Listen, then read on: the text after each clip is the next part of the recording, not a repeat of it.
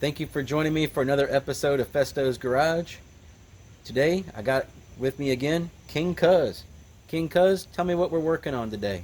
Today we're going to be working on my 2007.5 GMC Sirra 2500 HD with the LMM Duramax engine in it. Awesome. Let's get right to it. But first, tell us what we're working with. Alright. We're going to be replacing the oil pan is one of the things I'm doing. Of course we're going to be doing oil change and some other maintenance things that we're going to show you.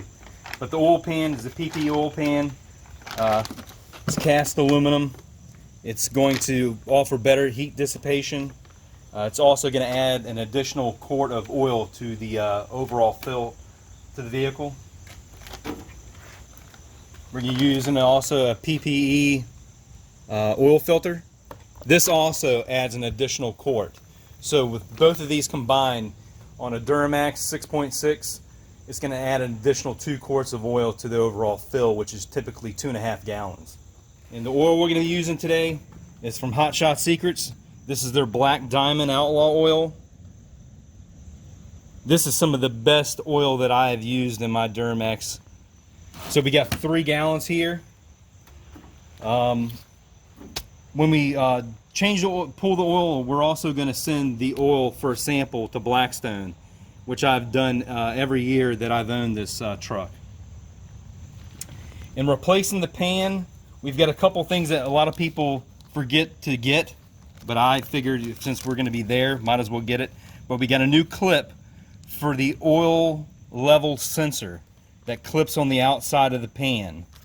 And we've got also a brand new rubber O-ring gasket that goes on the inside also for the oil level sensor. And not to forget, we've got our sealant from AC Delco that we're going to put on the pan. We've got the truck up in the air, and we're going to do the first step, which is removing this skid plate that's under here. That's a 15 millimeter.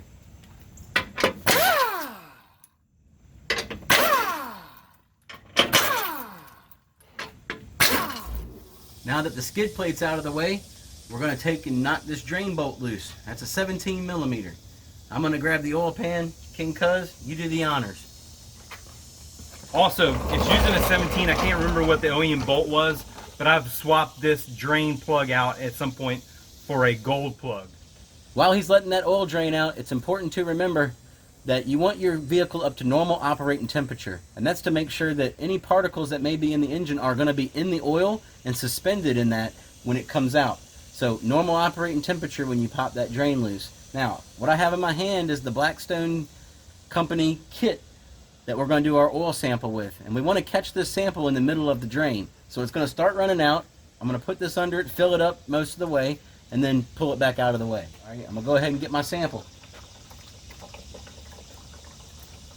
There we go, she's full. And we're going to send this off and have it tested. And also, with the gold plug, this also has a strong magnet in the end of the plug as well to catch any kind of metal particles. And as you can see here, pulling the plug, it's a good sign. No metal particles that you can see on the end of the plug. Our oil's draining. It's still running out just a little bit. We're going to leave it like that for a few. We've got an 18 millimeter socket and an 18 millimeter wrench. And we're going to take out this bolt, this bolt, this bolt, and this bolt. And what that'll do is it'll let us take this cross member out and give us access to the oil pan itself.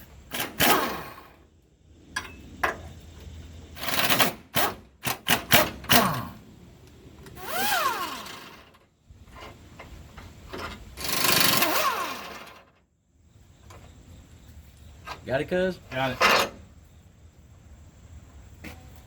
I'm going to go ahead and stick the drain plug back in, and hopefully we can get the pan out here out of the way. And I'm just reading the instructions, what a lot of people don't do. We can see the flaw with this pan here, and this is the reason we're replacing it. The pan's got a dip in it, which who knows why the engineers engineered that way, where the cross member goes through here, never gets completely drained out. The PPE drain pan will give us a flat bottom so you get 100% of the drain. That 10 millimeter swivel socket. You get over here to the one in the back near the transmission, and you have to take out this bolt right here. You don't have to take it all the way out, but you got to take it far enough out that it doesn't stick through here anymore and block your path to that oil pan bolt. Alright, we've got that pulled out enough that the oil pan and the bolt can come down past that transmission. We get to this corner here, right next to the transmission lines, there's also another bolt with a stud in it, and it's right here on the corner. And what you'll need to get that out with is a straight standard wrench. And as you can see, my transmission lines are not in the greatest of shape. So I've got replacement lines. Stay tuned, that'll be in the next video. The reason we're using the swivel socket is because of the access to the bolts right here by the transmission lines. You got to have that swivel socket to get up in there without having to move these lines. Otherwise, you got to take these lines off just to do this job. We're going to go ahead and continue to remove all the bolts the rest of the way around.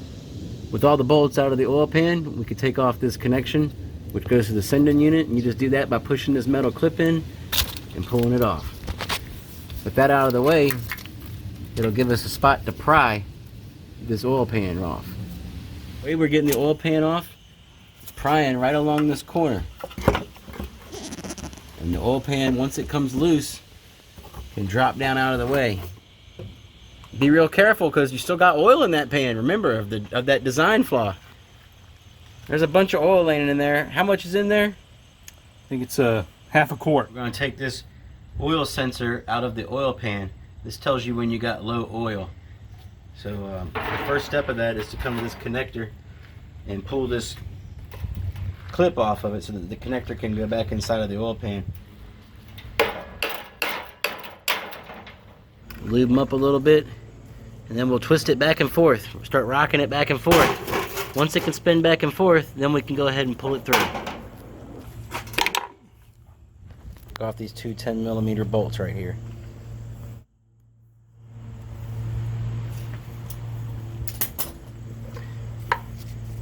Well, there's the sensor.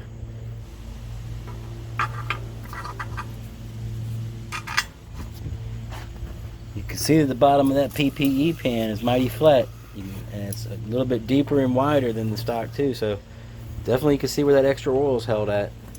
We're going to remove this O-ring seal from the sensor. For that, we're using a pick. We're just going to get under it and pry it off. The old seal is off. It's a black rubber, and here's the new seal. It's a green rubber. It's in the back slot right there. That's where it's supposed to be. The front slot's for that clip that's on the other side of the pan. There it goes. Alright, got it inserted. It takes a little more force than you would think. You can see that outside groove is right here. So that's where the clip is going to slide in. It's always a good idea to put a brand new clip on there. Alright, use a plastic scraper to get the gasket off of the engine. Plastic scrapers will not damage the aluminum. Next step is to put this sealant on the oil pan. We're using some factory style sealant, and it's sensor safe, won't corrode metal, and it's what the factory recommends, so it's what came off of there, and it wasn't leaking before, so hopefully it won't be leaking now. Alright, as you can see, King Cuz putting that bead of silicone. He's putting it right down the middle, right in that little valley groove, and on the inside of the bolt holes right now. Once he goes all the way around the pan like this, then we're going to go around the outsides of these bolt holes and connect them. Silicone's on the oil pan. It's time to go ahead and put her back up in the engine. You want to be real careful with this part and not rub the silicone against anything. Alright, I think I'm set. I think we need to put some bolts in. Alright, so King Cuz put the pan in there. I'm starting these bolts, and I'm just using this 5mm Allen wrench. I'm starting all the bolts all the way around.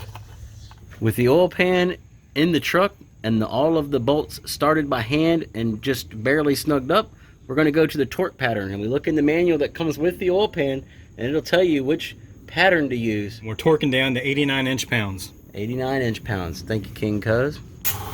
We like to do a little extra. King Cuz is over there sandblasting. We used some Eastwood rust encapsulator and put on the cross member that King Cuz did the sandblasting on. Now we're going to put some of this Extreme Chassis Black on there. Get the cross member back in.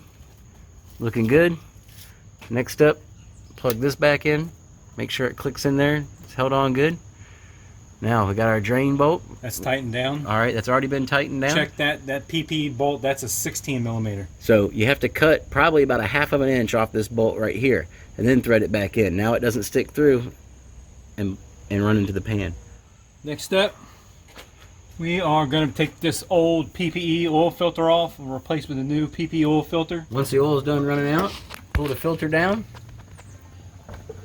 Face it down in your drain pan so it can drain the rest of the way out. Check your housing here and make sure that the gasket is not left on the housing. You do not want to put another filter on and there be a gasket already on there. Oh yeah. Alright, so he's going to wipe a little bit of oil that's running out of the engine there, put it on his finger, and wipe it on that gasket sealing surface. And what that'll do is that'll make sure that the next time somebody goes to take this thing off, it won't be stuck to the metal. That oil is going to help it break free next time. Going in with the new filter. And what you want to do is you want to tighten it hand tight, and then put another 1/4 of a turn on it, and that'll seal it up nice and good. As a last step, under the bottom, we're going to put the skid plate back on. And once again, those are 15 millimeter bolts.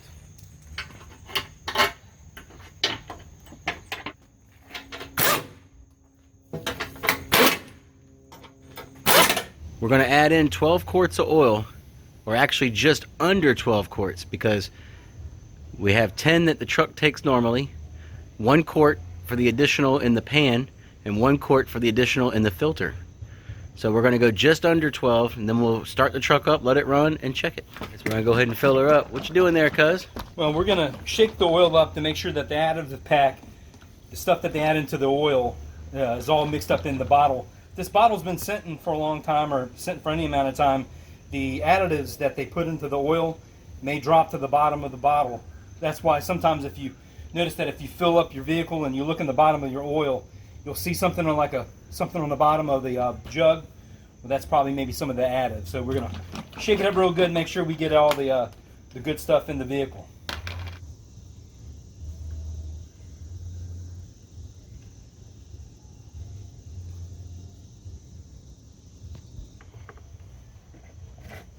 All right, we got a little bit left in that gallon. We're going to go ahead and put the cap back on. Let the oil circulate through after we start the truck up, and then we'll check the oil again. I'm going to let it run long enough that you make sure you got full oil pressure. We're running 69 psi of oil pressure. It's a little high. Engine oil is cold, so once it warms up, it should drop to around about 20 to 23 psi. And also while it's running, you want to look underneath, see if you see any oil coming out. They look good underneath. We definitely got the right pressure, so we'll go ahead and cut her off. We're going to check the oil level. So the first thing we do is pull the dipstick out, wipe it off, and that way we get a nice fresh reading. So he's applying it back to the engine.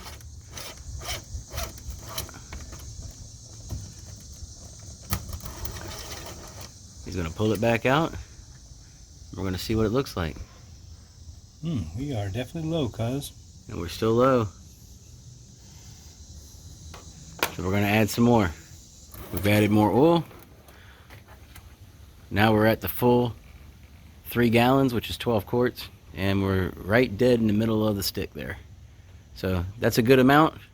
We may add a little bit more to try to bring it up just a little higher on the stick, but right, that's where you want it, somewhere between the low mark and the full mark. There you have it. Another job well done at the Festo garage. That's how you install your PPE oil pan on your truck. Now, you did make a comment before about when we first started this truck up, and what was that? Well, what I noticed with the Hot Shots, the Black Diamond oil, over a lot of the other oils, is that the other oils that I've ran, I've noticed that I've had the infamous Duramax typewriter tick. With this oil, I have had no problems with Duramax ticking at all. Hot Shot Secrets, the Black Diamond oil, check out their other stuff. I mean, the Black Diamond may not be for your vehicle. It works good for me in my application. So check them out. I think you'll be impressed. Well, if you've watched the video to this point, I'd like to say thank you very much. If you don't mind, please go to the like button and click the thumbs up. If you haven't already, please subscribe. And until next time, Gregg Festo, King Cuz, we're out.